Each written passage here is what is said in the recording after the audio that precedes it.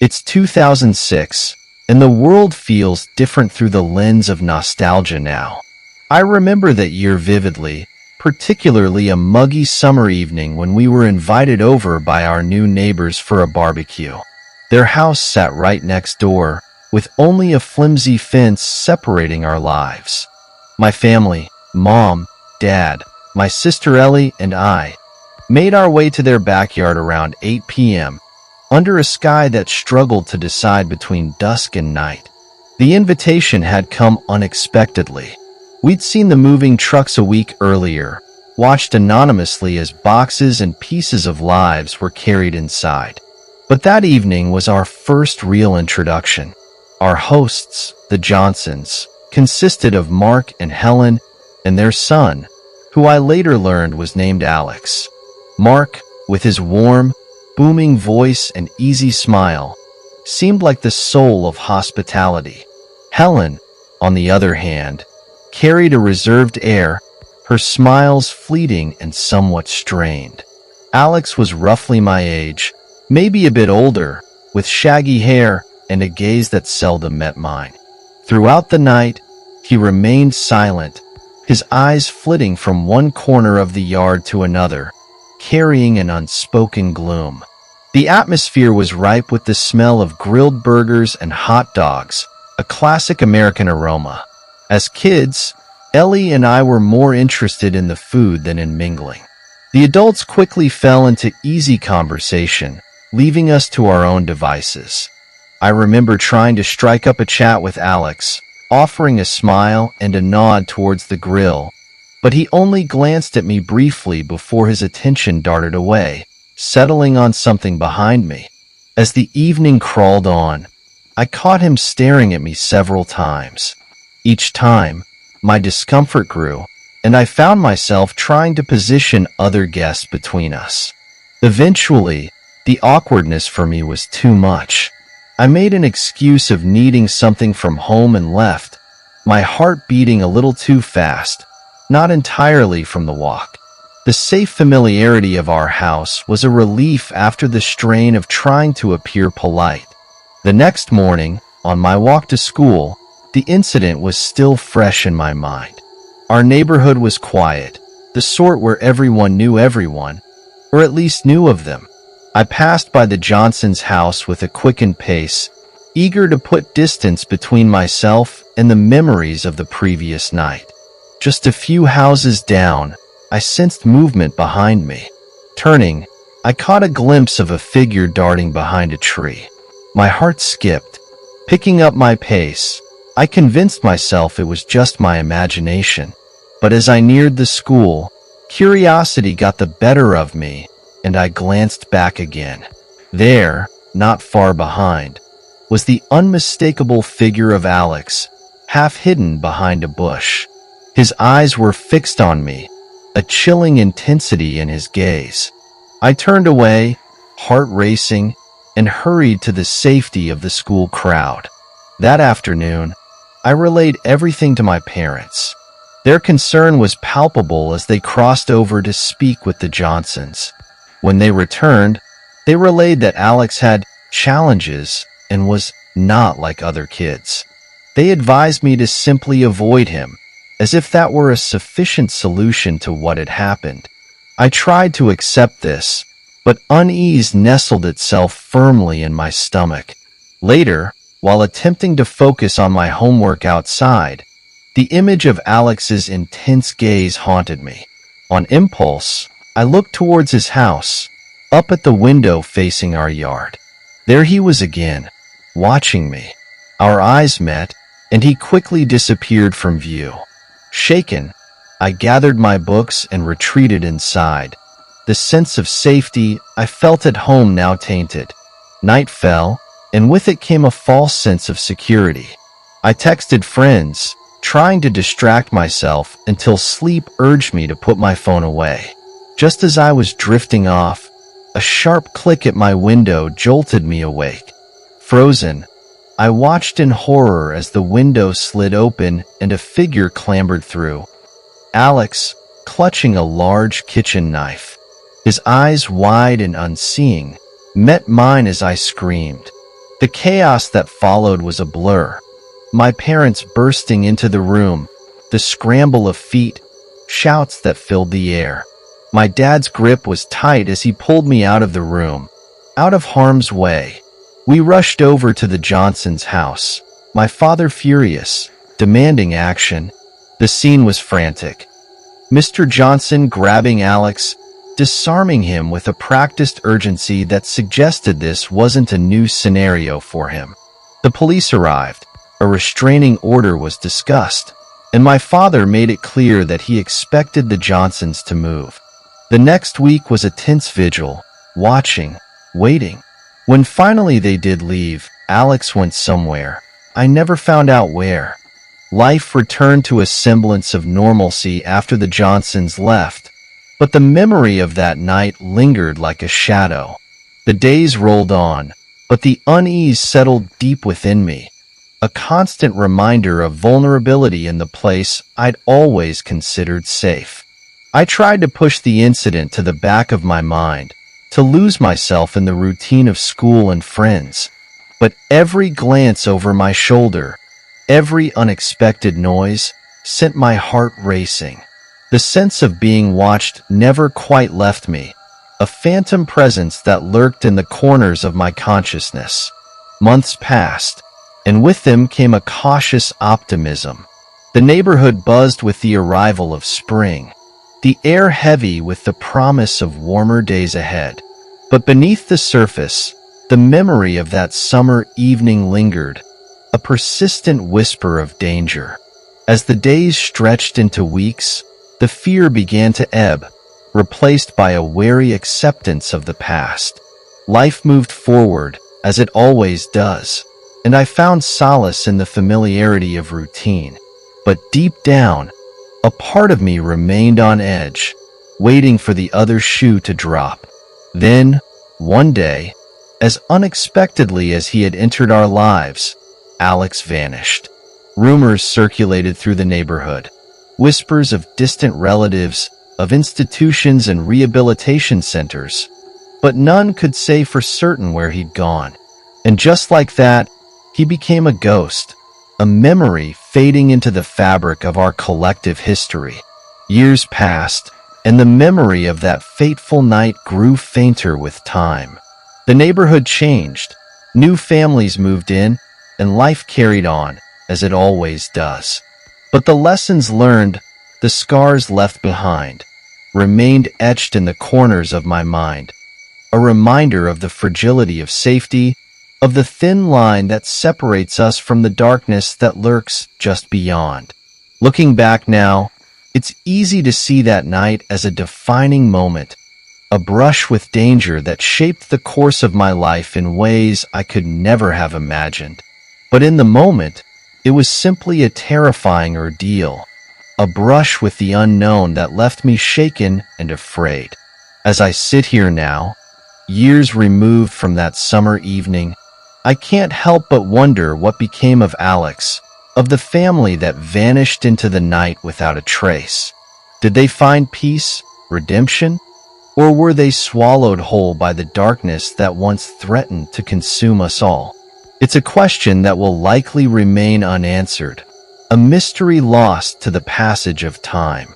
But one thing is certain, the memory of that night, of the fear and uncertainty that gripped us all, will stay with me forever, a reminder of the fragility of life and the resilience of the human spirit in the face of unspeakable darkness. And as I look out into the world, I'm reminded of the simple truth that sometimes the most terrifying monsters are the ones that lurk within our own backyard.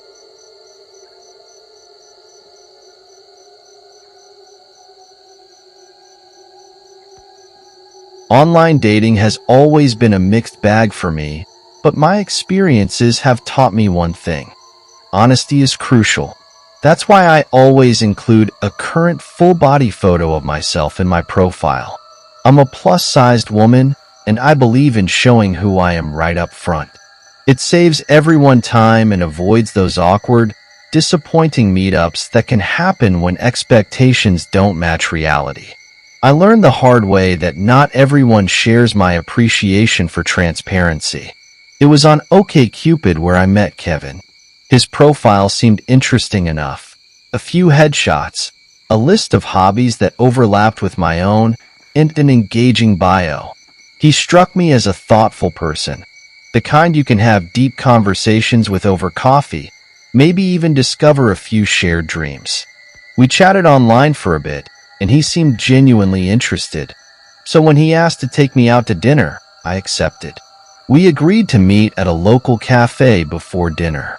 When I arrived, Kevin was already there, and right away, I could see he had only posted his face for a reason. He was significantly larger than his pictures suggested, easily over 450 pounds. I don't typically focus on appearance if someone's personality shines, and Kevin seemed like a good person, so I decided to see how the evening would go. We started with coffee, which was comfortable and easy. He had a great sense of humor and could make me laugh, a quality I've always admired. However, as we left the cafe and began walking to the restaurant, it became clear that physical activity was a challenge for him. Just 20 feet out the door, and he was already wheezing. It was more than just an awkward moment. It was a realization. I'm no fitness fanatic, but I enjoy being active, hiking, camping, and just being able to walk around comfortably on a date. Seeing him struggle with just a short walk was a red flag for me. Despite this, I tried to keep an open mind as we reached the restaurant, which was genuinely lovely. Kevin started to open up more about his life during dinner. However, as the conversation deepened, so did my concerns.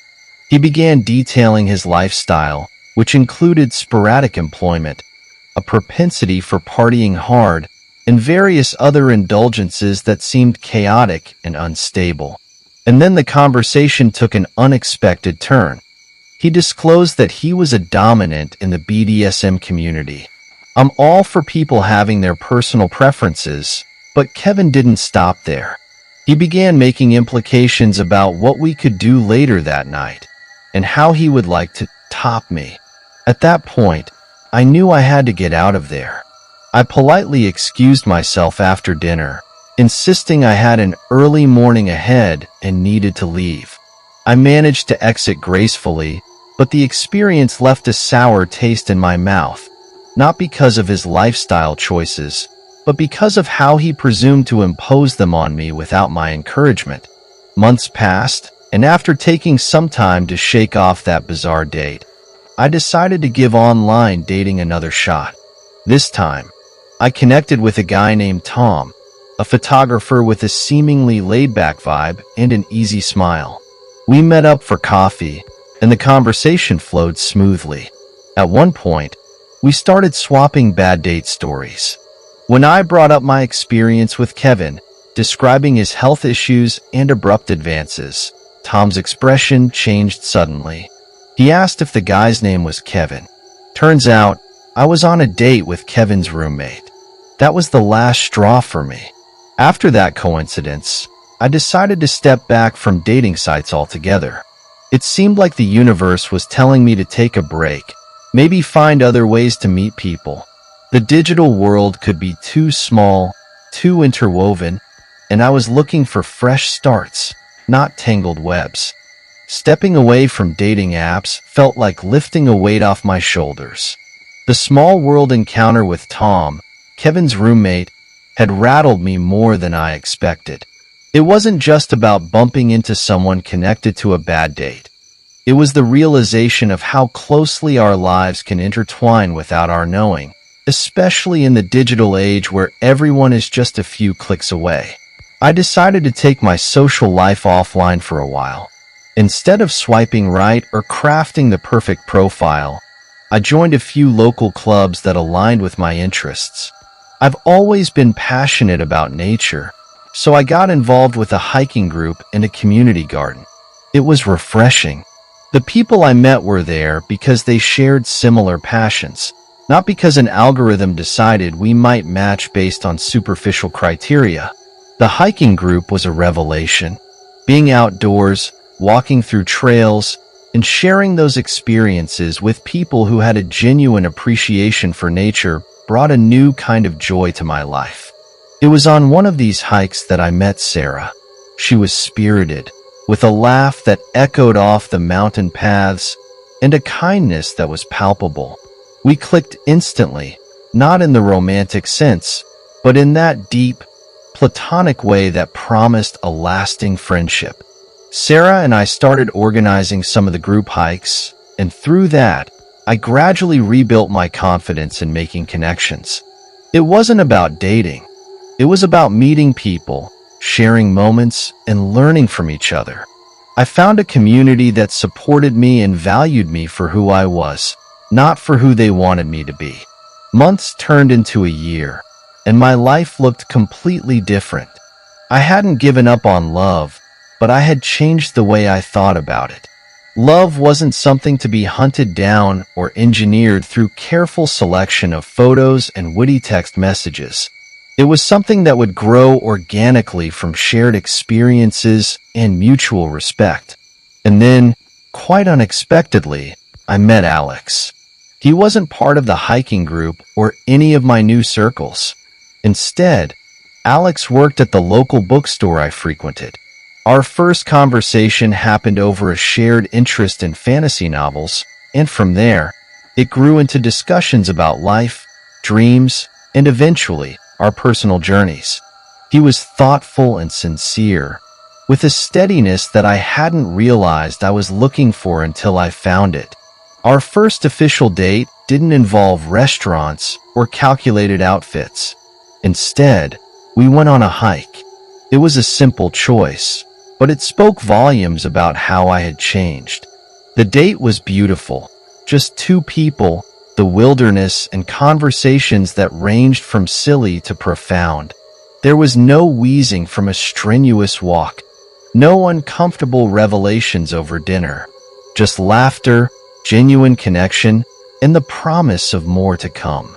Reflecting on my journey, from the chaotic missteps with online dating to finding a path that felt right, I realized that sometimes, stepping back is the best way forward. Life has a funny way of circling around, of teaching us lessons in layers that we need to peel back one at a time. My experiences, as varied and wild as they have been, taught me about resilience, about the importance of being true to oneself, and about the beauty of finding connections in the most natural settings. I don't know what the future holds with Alex, but I'm optimistic. Whether it turns into a love story or remains a beautiful chapter in my book of life, I'm grateful. Grateful for the missteps that guided me, for the friends who supported me, and for the trails that led me to where I needed to be. In a world that often feels driven by digital connections, I found my happiness by reconnecting with the world itself, one step at a time.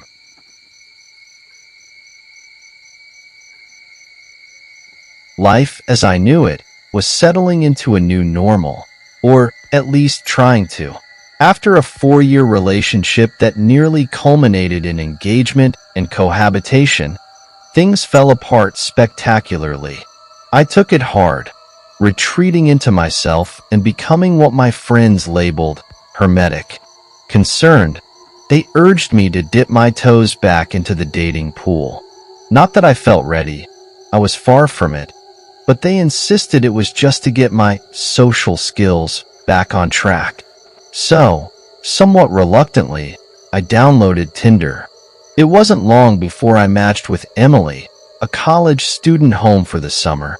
Although she lived a bit out of the way, she was eager to meet and even willing to make the drive to my area. To be honest, my interest was lukewarm at best, but my friends pushed the idea, repeating the old "practice makes perfect" adage. I was upfront with Emily from the start, explaining that I was fresh out of a serious relationship and not looking for anything serious, or really anything at all. I was just dipping a toe to test the waters, so to speak. She seemed understanding and still keen to meet, so we set up a casual lunch at a local sports bar. Arriving at the bar, I found Emily already there, waiting. The first thing that struck me was how different she looked compared to her pictures. I'm not one to fuss over appearances, but it was noticeable enough to throw me off. The photos from Tinder must have been at least 5 years old, a fact I pieced together when I noticed tattoos in person that were absent in her pictures.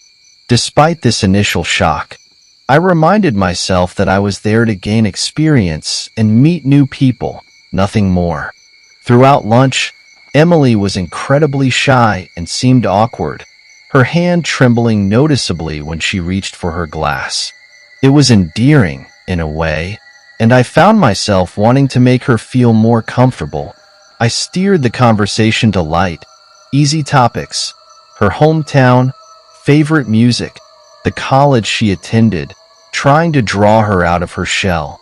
But despite my efforts, her responses were minimal, often one-word answers that stymied the flow of our chat. About an hour in, Emily suddenly pulled out a book and handed it to me. "I got this for you," she said, her voice a mix of nervousness and excitement. I thanked her, genuinely touched by the gesture, and asked about the book, curious about why she chose it. Her expression changed suddenly, confusion painting her features. "You're kidding, right?" she asked. I was puzzled, unsure of what had prompted her reaction. "This is your favorite book. You told me this was your favorite." I had to correct her. "No, I've never read this before." It turned out she had mixed me up with someone else she was chatting with, which we both found amusing once the confusion cleared. I tried to lighten the mood by joking about the mix-up, attributing it to the vagaries of Tinder interactions. As we wrapped up our lunch, still receiving only minimal engagement from her, I suggested it might be time to call it a day, citing chores and the need to feed my pets as a polite exit strategy. Surprisingly, she insisted on spending more time together and suggested a walk in a nearby park. Reluctantly, I agreed. The park was bustling with activity. Kids playing basketball, people jogging, providing a lively backdrop to our awkward interaction. We found a bench and sat down, and I attempted once more to engage her in conversation. But just like at lunch, I was met with terse replies. Then, out of nowhere, Emily leaned in and kissed me, aggressively. It was so unexpected and intense that I froze, completely taken aback. Here was this shy, quiet girl who had barely spoken 2 sentences in a row, now suddenly acting with bold, unbridled assertiveness. It was a complete 180 from her earlier demeanor. Before I could even process what was happening, a passerby interrupted, making crude comments and propositions that only added to the surreal nature of the moment. I managed to ward him off, but the encounter left me even more eager to leave. Emily, however, seemed unfazed, laughing it off and pressing for more intimacy. I had to be firm. "I really need to get home," I told her, hoping she'd sense my discomfort. Her response was to ask if she could come with me, to which I had to say no multiple times before she finally seemed to accept my refusal. Once home, I felt a mix of relief and unease. Emily texted later, asking for a second date, seemingly oblivious to the boundaries I had tried to set. Her continued texts and eventual calls, which escalated in intensity, forced me to block her number, ending our brief and bewildering interaction. As I sat on my couch that evening, my phone silent for the first time since the date, I couldn't help but reflect on the bizarre experience. The disconnect between Emily's online persona and her real-life demeanor, her mix-up with the book, and her abrupt shift from shy awkwardness to aggressive forwardness. It all swirled in my head, a cocktail of confusion and disbelief. Despite my initial reluctance to re-enter the dating world, I hadn't anticipated such a jarring encounter. It underscored just how complex and unpredictable meeting new people could be, especially through apps like Tinder, where impressions are built on curated profiles and brief text exchanges. The experience was a stark reminder of the need for clear boundaries and better judgment, qualities I realized I had to refine as I navigated this new phase of single life. In the days that followed, Emily's barrage of texts and calls, which I had hoped would taper off, only intensified. Each message seemed more desperate and confused than the last. She couldn't understand my lack of interest and felt our date had gone exceptionally well. Her inability to grasp the clear signals I had sent during our meeting was troubling. I wondered about her experiences and expectations in dating, which seemed so misaligned with reality. As a recent single, navigating these waters was proving more challenging than I'd anticipated. My friends, concerned for my well-being, suggested maybe stepping back from dating for a while, advice that, in light of recent events, I was inclined to take seriously. I needed time to reassess my approach to relationships and personal boundaries. The whole ordeal also sparked conversations among my circle about the nature of modern dating. We debated the merits and pitfalls of dating apps, the etiquette of online interactions, and how to maintain one's safety and sanity in a landscape that often felt like the Wild West of romance. These discussions were enlightening, offering multiple perspectives and anecdotes that broadened my understanding of the social dynamics at play. I also took time to dive into some personal reflection, journaling my thoughts and feelings about the breakup, the date with Emily, and what I truly wanted out of my next relationship. This introspection was cathartic, helping me to process my emotions and clarify my desires. It became clear that healing from my previous relationship was still ongoing, and any future romantic endeavors would need to be approached with greater care and self-awareness. Several weeks later, as I slowly regained my equilibrium, I decided to give socializing another shot, this time at community events rather than through dating apps. Volunteering, attending local music gigs, and joining a few clubs became my new focus. These activities allowed me to meet people in a more organic and less pressured setting, where interactions flowed naturally and friendships could develop at their own pace. One sunny afternoon, while helping set up for a local charity event, I met Anna. Her vibrant personality and genuine interest in the people around her were immediately apparent.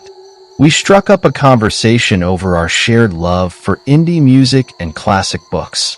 It was refreshing to connect with someone in such a straightforward, honest way, without the backdrop of expectations that often clouded online interactions. As weeks turned into months, Anna and I grew closer, our relationship blossoming from friendship to something more profound. This natural progression was a stark contrast to my forced interaction with Emily, and it reinforced the value of building connections based on mutual respect and shared experiences. Looking back on the whirlwind of events, from my breakup to the chaotic date with Emily, and finally to finding a meaningful connection with Anna, I realized just how much I had grown. I had navigated the complexities of modern dating, learned the importance of clear communication, and discovered the healing power of taking things slow. Each experience, no matter how confusing or challenging, had taught me valuable lessons about myself and what I sought in relationships. As I shared these reflections in my journal, I couldn't help but feel grateful for the journey. It had been a series of unexpected turns, some more welcome than others, but all leading to a deeper understanding of love, connection, and personal growth.